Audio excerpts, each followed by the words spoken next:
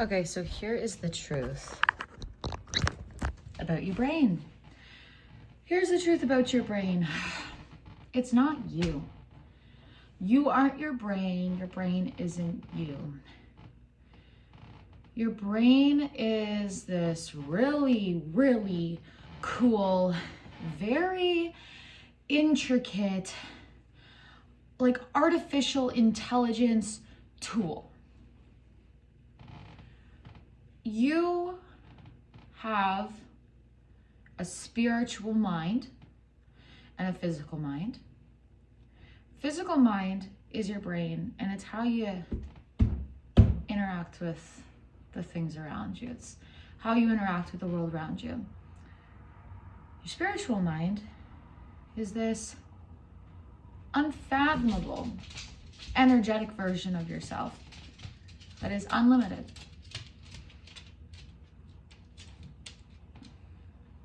Now, the spiritual mind, in the reality that we're in right now, which is dense, spiritual mind, it is useful to you, but can be challenging to reach. When you identify with a lot of very dense things, like your brain, as we understand, actually has an infinite capacity for knowledge. This is something that's generally understood because your brain learns through perception. Perception teaches you on a conscious level, but even better, on a subconscious level. Information that's sort of stored in the back files, the back room of your brain. And that backroom information is far more powerful than the information you have in the front room, the stuff that you have access to. Because the stuff that you don't have, isn't readily accessible, is creating the patterns in your life. So when you identify with your mind, you're identifying with what you only consciously can understand and fathom based on previous knowledge. Because it's in the front, it's just what you can reach. And people go for that because it's comfortable and it feels safe because you already know it, so you can expect a similar outcome. But we have learned that outcomes aren't always the same from the same action. And so that degree of safety is just an illusion anyways. So this is this is funky. So when you're trying to change your life and you feel like you're always hitting roadblocks, this is where the God mind comes in and is very useful to rely on. When you do something like hand your worries to God, hand your worries to a higher power, to the universe, to spirit, to Jesus, I don't really care what you call it. It actually doesn't matter. But when you make the conscious decision to hand it over to God, and in every day you submit to that, you surrender to that, your world will open up to all of the subconscious that you've been living through. So you'll start to realize how much pain you were in, because all of that subconscious gunk that was holding you back from the life you wanted to live, God, your God mind, is going to expose it to you, because you're going to start to feel like, wow, God wouldn't want me here. God wouldn't want me here. And it starts to make more sense when you look at it through an unconditional, loving source like God, because God wouldn't pick for me to be in this much pain all the time. God wants me to do better things. I know God would want that from me, because God, why would God want bad things, right? He wouldn't want me to be bad if I knew I could be better. Bad, loose term. More aligned is the better word. I'll use more aligned. God wants you to be more aligned. So you're realizing there's so much resistance in your life. You're starting to have physical ailments. Your mental health is at an all-time low, and you're struggling as heck, right? That's beautiful, and that's the first gift God gives you when your life is just about to get on track. God shows you everything that's not working to move away from. So that's your first thing you witness with your spiritual mind, because now you've taken a step back. You're no longer identifying with the physical. You're not identifying with your life. You're not identifying with your brain. You're not identifying with your identity, your personality, because all of that shit you realize, oh, pardon my French, all of that stuff you realize it can change. So,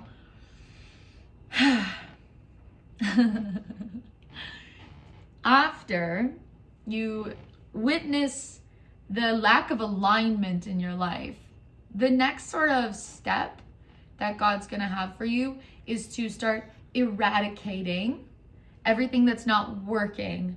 And that is where you start to create new neural pathways in your brain, that magical tool, like artificial intelligence in our heads. We don't need to go to ChatGPT. I mean, ChatGPT is helpful, don't get me wrong, but we don't need to go there, because we got it right up here. We got it up here. We have access to infinite knowledge. It's just harder to get to. ChatGPT is just a type away. Anyways, so now you have to eradicate the things that aren't working. That's hard. That means relationships end. That means jobs get, end. And if you don't quit your job, eventually your psychology is going to become so resistant to the job that you're going to get fired. You may move.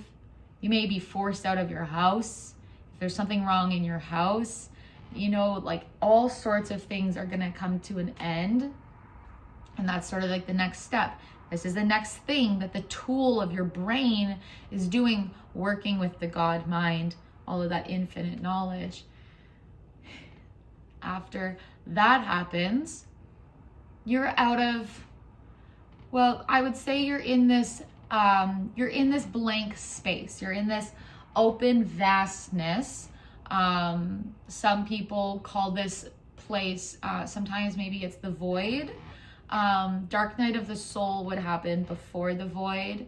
The void is the most beautiful place you can be, because you've passed through that dark night of the soul of having to let go of so much and just seeing the pain, and then finally viscerally experiencing the pain. It's coming up in your throat, you're crying, you'd be getting sick a lot. There could be a lot of things coming up, and that's your body processing the amount of pain. And when you live your life in pain, it's important to understand the way we store trauma is in our fascia, and so we get a lot of muscle tension and issues, and so you'll have a lot of your muscle tensions and stuff getting a lot worse before they get better. You'll tense up really hard, because we tense up in life. It's normal for us, like if we feel unsafe, to shrunk up our shoulders. Like, this is a psychological fact. It's important to understand our psychology, even if you don't necessarily need to use your psychology. It's important to understand it, because that's how it will affect your body. So now you're in the void. Void is a beautiful place to be. It's cool because it's like having a blank sheet of paper in front of you. And now you have to learn, and this is the next step with the brain as the computer that it is it needs to be reprogrammed now. And to reprogram it in a way that is aligned to you can be like challenging for some. It's not so easy. Some people it's very easy for. Some people, they see they see the light, and they're right into it, and they jump straight into that new reality, and it just is like super seamless. And then some other people, it's not so seamless, because there's so many potential routes and options and things that you're facing, and what do you do? What do you do when you're faced with all of that? Is you just have to start leaning into, and this is the surrender. You're in the void, you're surrounded by nothingness, you've got the pen in your hand, and God is telling you surrender.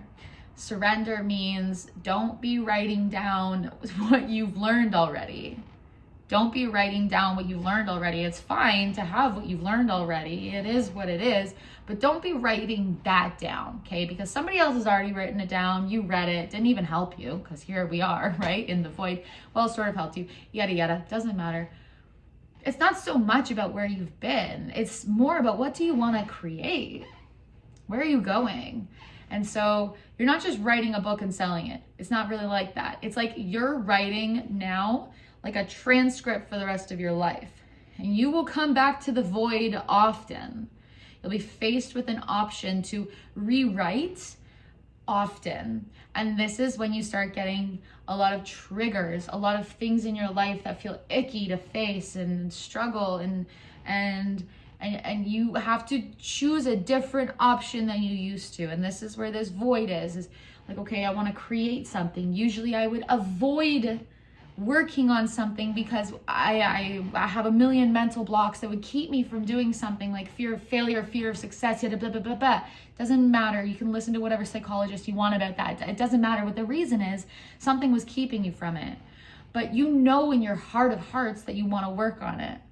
So you just have to make the choice, no matter what your psychology, your trained brain says, you have to make the choice to do the more aligned option. Every time. So now you're in this void. You're starting to be faced with options. Every choice you make is a part of your quantum leap. This is beautiful. I just watched somebody's video. I forget his name, but I will link it down below. He talks a lot about the no nonsense explanation of quantum leaping, because there's a lot of people that are woo woo about it, but it's not the same for everybody. It's essentially make sure I put this right. It's essentially retraining yourself to always make the more aligned decision regardless of what your brain is telling you to do, because your brain only has lived experiences, but we already know that what your brain has wanted you to do this whole time hasn't worked. So we're making new choices every time. This is how we start to quantum leap. Every time we make a better and more aligned choice, because we have this blank slate, we recreate and rewrite our reality. Now you get to choose. And this is where scripting is very important. This is where vision boards can be very important. This is where unfollowing people who are not aligned and following people on Instagram or whatever social media platform you like to use, following people who are aligned to the greatest of your capacity, reading books that are aligned to the greatest of your capacity, meditating to make sure that you're just being like you're connected in here, or getting away from people if meditation isn't your thing, going for a really quiet walk in nature, or like just laying down and closing your eyes when you're not tired yet before bed. And being with yourself is a very important part of this, because that's where you're going to find the image that you want to start morphing into. And so understanding what you want, and it's not like, well, I want a new car, because that's not really actually motivation enough. Because okay, that's great, work at a gas station, save up money, but it's not actually just about the car, right? It's about the freedom that maybe if you don't have a car, the freedom it could afford you. It's about the whatever it may be. This is where the living in the end, having faith in God comes in, because you're like, how am I supposed to do it completely differently than anybody I've ever known before and expect an outcome? How am I supposed to? Well, first of all, we let go of expectation, because it could go differently or better than anticipated. It could go in a way that pulls you towards a deeper purpose, because you're not being honest with yourself about where you're supposed to be or what you're supposed to do. And if you're lying to yourself about where you're supposed to go, then you've already made the deal with God, your God mind. You're going to start moving towards that whether you like it or not. And so every time you're like, I really want to manifest this, and it's not manifesting like it could be, because you have a way bigger plan. Something you're really going to change the world, and focusing on this little thing isn't going to help you. It's not going to work for you. So, faith.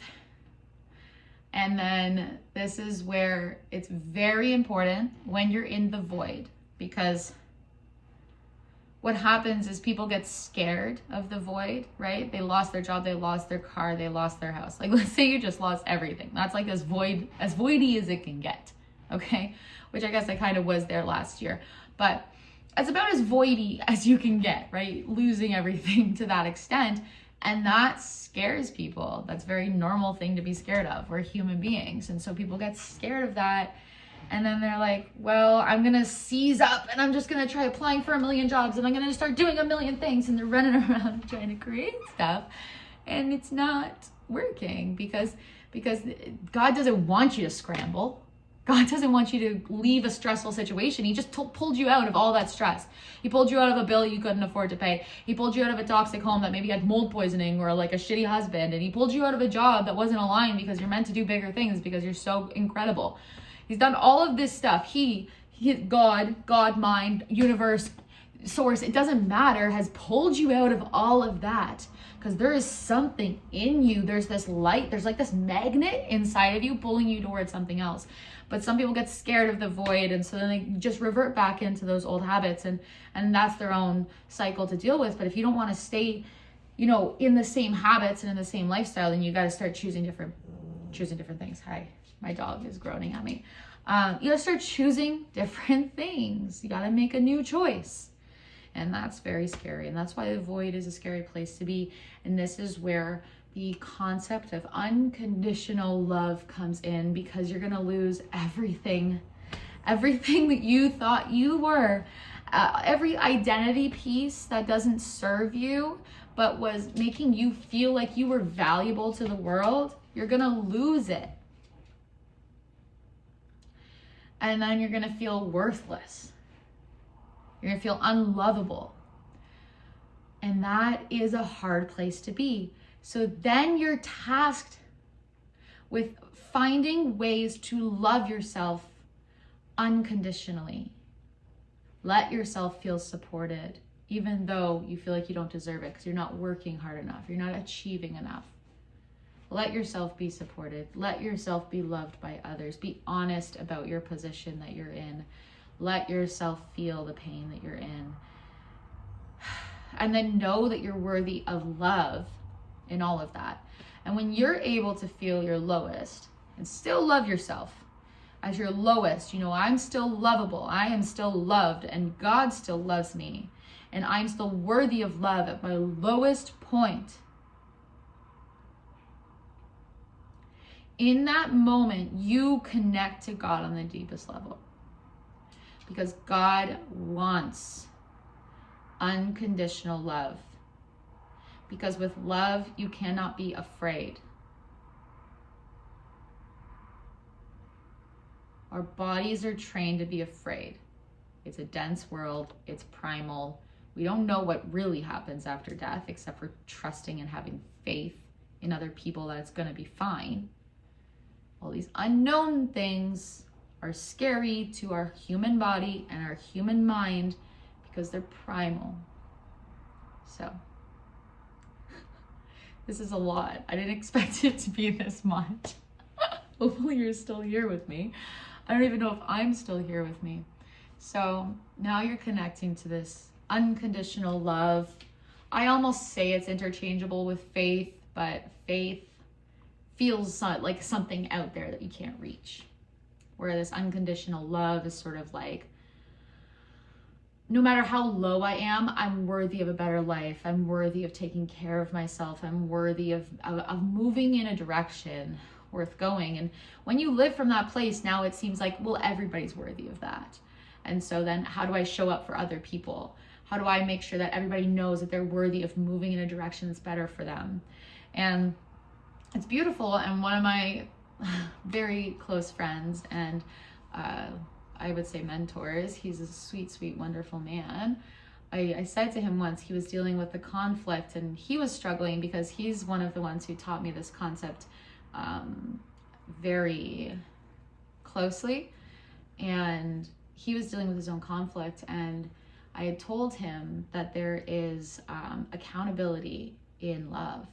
And it's important to understand that unconditional love doesn't only apply to the people around you, it applies to you as well. And so if you are not feeling the unconditional love around you, then it's important for you to create your own boundaries. These are healthy boundaries, not blocking off everybody, but respecting like well, I should have been compensated for that, right? Like I can't give unconditional love to everybody else but not me. So I'm going to stop charging for my services. I'm going to stop, right? Like you got to have these healthy boundaries, and it represents the vastness of yourself, not just the vastness of others. And the accountability, what's beautiful about it is that it lets other people experience unconditional love, because the accountability that exists in love, it's like seeing that somebody can handle the conflict, seeing that somebody can handle like a bill that's too high,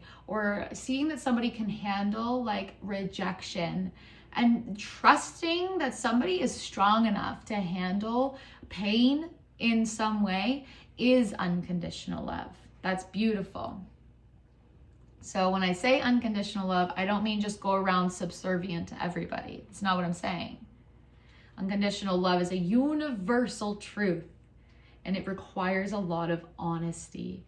And so sitting in that void, making those new choices, it forces you to be very honest. You don't have the choice to lie anymore. It's going to feel very resistant in your heart. And then this is where things start to get lighter, better, because the aligned choices you're making start to make life quite effortless. All of the work that you're doing feels effortless because it's so aligned with who you are, like truly who you are. So thank you so much for going on that journey with me. Holy crap, that was a lot of talking. That journey is so beautiful. And it's scary and it's gut-wrenching, and you'll end up crying. A lot of people who deal with suicidal ideation become quite spiritual for that reason, because when you're going through it, it does feel like you're dying. And it does feel like, wow, this would be so much easier if I wasn't alive. And if I could leave. And it's almost like that's when you start to feel that homesickness of like, nothing feels comfortable for me. Nothing around me feels safe. I don't feel at home here. And that's your journey, is to learn how to feel at home in yourself, no matter what's going on, and find peace in the chaos, and love in a very fearful world. So thanks for listening. I love you so much. I'm grateful that you listened to me for that long, and I hope you have a great day. Choose peace and choose love, choose happiness. Well, not even happiness. Who needs happiness? It's a fleeting emotion anyways. Bye.